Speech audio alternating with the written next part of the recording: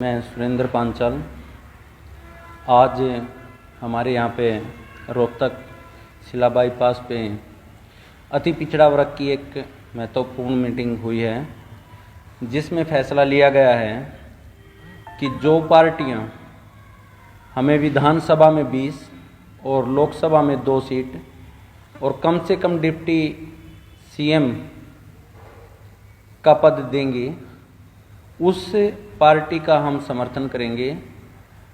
और साथ में ही हमने एक फैसला और लिया है कि जल्द ही अगले महीने से ही हम मंडल कमीशन की रिपोर्ट को लागू करवाने को लेकर पूरे हरियाणा भर में एक रथ यात्रा निकालेंगे, जिसमें मैं सुरेंद्र पांचाल, हमारे बड़े भाई साहब रामफल जांगड़ा जी, महेंद्र पांचाल जी और भी कई संगठन हिस्सा लेंगे। तो इसमें हमारी जो मुख्य मांगे हैं, जातिगत जनगणना की, राजनीतिक हिस्सेदारी की, बैकलॉग की, और जो हमारी नीट में जो बॉन्ड पॉलिसी है उस पे, और क्रीमी को लेकर हमारी ये मुख्य मुद्दे हैं। इसको लेके हम पूरे प्रदेश में लोगों के बीच में जाएंगे और जन जागरण करेंगे। जातिगत जनगणना को लेकर के क्या मंशा है आप लोग की? मतलब क्यों चाहते हैं आपकी जातिगत जनगणना? जातिगत जनगणना हम लोग इसलिए चाहते हैं कि जैसे संविधान में लिखा हुआ है कि जिसकी जितनी संख्या उसकी उतनी हिस्सेदारी। इसीलिए जब तक देश में जातियों की जनगणना नहीं होगी तो यही पता नहीं चलेगा कि किसकी कितनी हिस्सेदारी बनती है।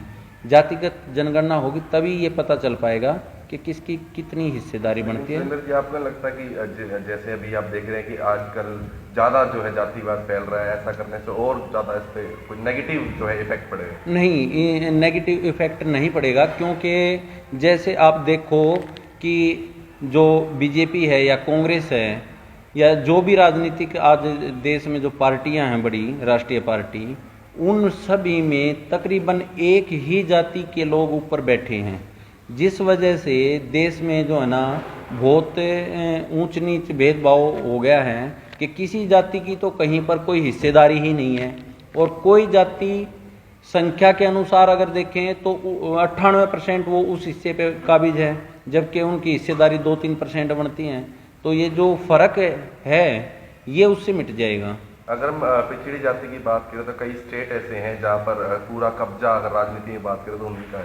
देखो, वो पिछड़ी जातियों में जैसे आप जाते हैं, जो कहना चाह रहे हैं वो उनकी बेल्ट जहाँ पर हैं और उन बेल्टों के हिसाब से वो उन्हें कैंडिडेट बनाते हैं, और वो उनकी जाति की संख्या के कारण वो लोग जीत के आते हैं। लेकिन उनका भी जो विजन है ना, उनका भी जो ऊपर जो उनके मसीहा बैठे हैं, वो वही लोग हैं जो समाज में भेदभाव रखते हैं। साथ ही सुरेंद्र जी, आपने कहा कि 2 सीट लोकसभा में जी और 20 सीट विधानसभा में जी, इतनी होगी तो आप लोग का समर्थन रहेगा। तो लगभग अगर हम बात करें तो कितने जो लोग हैं आपके आइडिया से वोट हैं जो पार्टी अगर ऐसा करती है उनके तरफ कन्वर्ट होंगे? देखो, अगर आप पिछले चुनाव में जाओ तो जो कांग्रेस है, जो पूर्ण बहुमत से आती थी, वो 30-32 सीटों पर सिमट गई। उसका कारण ये था कि जो पिछड़ी जातियां थी वो उनके साथ उनका वोट बैंक थी, लेकिन जैसे ही उनकी नीति और नियत में फर्क आया भूपेंद्र सिंह हुड्डा की, तो हमारे लोगों ने उनका साथ छोड़ दिया। और वो लोग जैसे जो गढ़ जिसको रोहतक कहते थे, दीपेंद्र हुड्डा यहाँ से भी हार गए। ये बड़ा इफेक्ट है हमारी जातियों का, और हमारी संख्या प्रदेश में 32% है, और 32% संख्या को इग्नोर नहीं किया जा सकता। मैं रामफल जांगड़ा।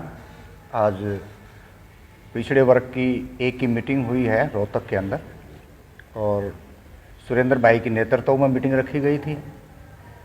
काफ़ी सारे लोग आए और काफ़ी सारे सुझाव अच्छे आए, जिसमें कि पूरे हरियाणा के अंदर एक यात्रा की जाए, और काफ़ी लंबे समय से जो एक विशेष समुदाय को जिस तरीके से राजनीतिक में जो पीछे रखा गया है, जिसको हरियाणा के अंदर अति पिछड़ा वर्ग BCA जिसमें है, तो उसी को लेकर के आज एक अहम बैठक रखी गई। इस बैठक के अंदर यही 2-3 चीज़ें मुख्य निकल के आई हैं कि या तो जो सत्ता में बैठी जो पार्टियां हैं वो वंचित और शोषित पीड़ित लोगों का उनका हक दें, अन्यथा 70-75 सालों के बाद भी आज वो हालात है इस वर्ग की कि गांव के अंदर एक सरपंच तक खड़ा होने की मतलब जो हिम्मत नहीं जुटा पा रहे। ये सारे का सारा जो षड्यंत्र है, जो सत्ता में जो लोग रहे हैं उनके द्वारा किया गया है। और आज हम भी बड़ी उम्मीद और आशा के साथ ये बात कहना चाह रहे हैं, या तो समय रहते आप सचेत हो जाएं, नहीं तो पीछे भी हमने कांग्रेस को बताया था और वर्तमान में भी, और आज सत्ता में जो बैठी जो बीजेपी, उसको भी हम सचेत करना चाह रहे हैं। या तो जो हमारा हक आप ईमानदारी से दे सकें, अन्यथा ये वर्ग 33% की लगभग आबादी है। और जिससे सुरेंद्र भाई साहब ने कहा ना कि हम लोग हमारे अपने पार्षद भी बना सकते हैं, विधायक भी बना सकते हैं और एमपी भी, जिसमें 1 और 2 की बात का सवाल नहीं है। जिसकी आबादी 33% हो, हम वहां 2P की बात क्यों करें? आपके 4-4, 5-5 मुख्यमंत्री बनते हैं और आज भी हम ये कहें कि भैया मुख्यमंत्री हमारा क्यों नहीं हो सकता है? अगर सामाजिक न्याय के लोग हैं, सामाजिक न्याय की बात करने वाले हो, तो आपने इस बात को सोचना पड़ेगा और आपने जितना आबादी है उसके हिसाब से आप हक दीजिए। बिहार के अंदर लालू यादव ऐसे एक पहले शख्स हैं जिन्होंने ओबीसी की, बीसीए की राजनीतिक को सुनिश्चित किया, जिन्होंने दोनों पार्टियों को अलग अलग अपने अपने जितना राजनीतिक जितनी संख्या है उतना हक मिल रहा है। और वही डिमांड, वही मांग हमारी भी है कि आप समय रहते दें, अन्यथा फिर आप कोई ना कोई और बहाने ढूंढेंगे या कोई और चीज कहेंगे। उससे पहले हम कहना चाह रहे हैं कि एक चीज जगह शोषण नहीं है, राजनीतिक शोषण नहीं हुआ पिछड़े वर्ग का। आप कहीं ना कहीं शिक्षा का बजट देख लिए, वो घटा दिया जाता है। आप कॉलेज सिस्टम में जाके लो, आज तक हमारा कोई प्रोफेसर, कोई जज वहां पे नहीं बन रहा है। और तमाम सारे बच्चों की स्कॉलरशिप जो है वो घटाई जा रही है। तो ये तो ऐसा हो गया 70 सालों के अंदर कहीं पर भी जो मजदूर वर्ग है, जो ओबीसी का ए का वर्ग है, उसको हर तरीके से दफनाया जा रहा है। और अब वो समय नहीं है। आज रोहतक में इसी बात को लेकर के चिंतन मंथन बैठक हुई है और इस बैठक के अंदर ये चाहे यात्रा की बात हो और चाहे राजनीतिक पार्टियों को ये सचेत करने की बात हो कि या तो आप समय रहते इनका अपना हक दें, नहीं तो हम अपने तरीके से हक लेना भी जानते हैं। जांगड़ा जी, अगर बात हो रही है पिछड़ी जाति की, तो किस प्रकार से जो है पहचान करते हैं आपकी ये पिछड़ा है या नहीं? देखिए, जो जी जी जी बिल्कुल सही आपने ये सवाल पूछा है। जो भूमिहीन लोग हैं हरियाणा के अंदर, जिस पे कॉमन लैंड नहीं है, जो दिन प्रतिदिन जो दिहाड़ी मजदूरी जो लोग कर रहे हैं, जिनके बच्चों के लिए सरकारी स्कूल बंद कर दिए जाते हैं, जिनके बच्चों के लिए स्कॉलरशिप घटा दी जाती है, जिन बच्चों का दिल्ली यूनिवर्सिटी के जेएनयू के अंदर एडमिशन नहीं हो पाता है, ये उनकी हम बात कर रहे हैं। जांगड़ा जी, बहुत से ऐसे लोग हैं जो पिछड़े थे लेकिन IPS IAS भी बन गए हैं, तो उन्हें पिछड़ी जाति वर्ग से अलग कर देने के आप समर्थन में हैं क्या?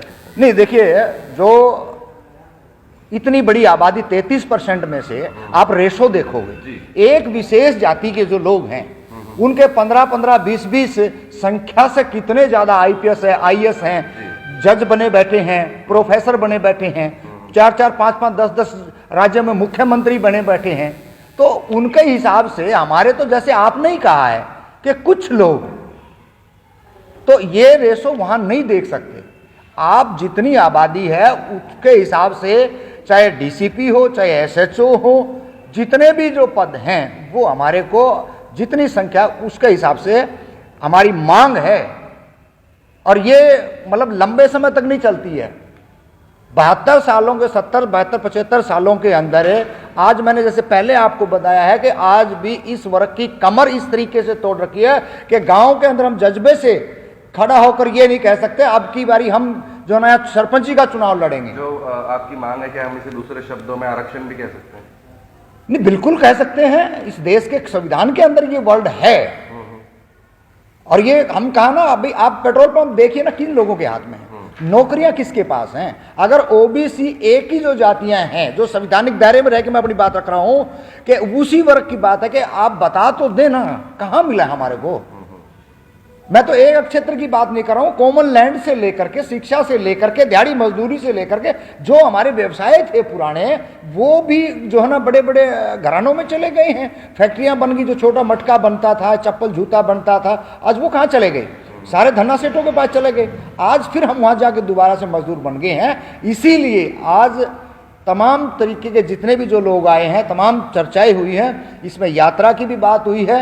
और समय रहते अगर राजनीतिक पार्टियां, पीछे जैसे हुड्डा ने कहा था कि मैं मुख्यमंत्री बाद में हूं, पहले मैं जाट हूं, और हरियाणा में जिस तरह खट्टर सरकार ने कहा था कि भाई ये लठ लेके न आपने खड़ा होना पड़ेगा, मतलब जेल में जाने से पढ़ाई अच्छी होती है, तो ये उन्हीं के स्लोगन है, उन्हीं की भाषा है, उन्हीं की भाषा में उन्हीं को हम बता देना चाहते हैं। समय रहते वंचित शोषित समाज का आप अनादर ना करें, उनके हक अधिकारों पर डकैती ना डालें। आप उनका जितना जो उनका हक बनता वो आज मांग रहे हैं और उनको देना चाहिए।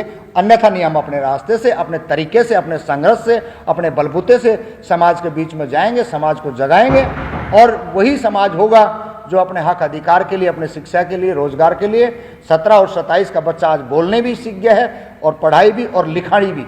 अब 3 चीज ओबीसी का जो बिल्कुल जो मजदूर का बेटा जो ईंट भट्ठे का काम कर रहा है, लोहे का काम कर रहा है, लकड़ी का काम कर रहा है, जो कुछ और जो छोटा मोटा जो व्यवसाय बिजनेस कर रहे हैं, दिहाड़ी मजदूर के, आज उन्होंने मेहनत करके अपने बच्चों को 10+2 ग्रेजुएशन तक की, मतलब उन्होंने MA तक पहुंचे हैं। तो कहीं ना कहीं जब बच्चे यहाँ तक आए हैं तो सवाल है कि बोलना भी सीखा होगा और लिखना भी सीखा होगा। और जो समाज बोलना और लिखना और आंखों में आंख डाल के अगर बात करने लग जाए तो फिर समझ लेना कि आपका हर्ष क्या होने वाला है। सुरेंद्र जी, जो मांग रखी 2 सीटों की और 20 सीटों की लोकसभा विधानसभा में, अगर वो कोई पार्टी पूर्ण नहीं करती है तो क्या जो है कदम होगा, क्या विचार? देखिए, जैसे जांगड़ा साहब ने बताया कि बिहार में लालू जी ने ये काम किया है। अगर जो आज हरियाणा में पार्टियां हैं वो इस काम को नहीं करती हैं, तो जैसे देश का आज जो विपक्ष पूरा का पूरा नीतीश कुमार जी के पीछे खड़ा है, तो नीतीश कुमार जी बिहार इतना दूर नहीं है कि हरियाणा से इतना दूर नहीं है कि हम लोग वहाँ तक पहुँच ना सके और नीतीश कुमार जी हरियाणा में आ ना सकें। तो अगला कदम हमारा नीतीश कुमार जी हैं हरियाणा में,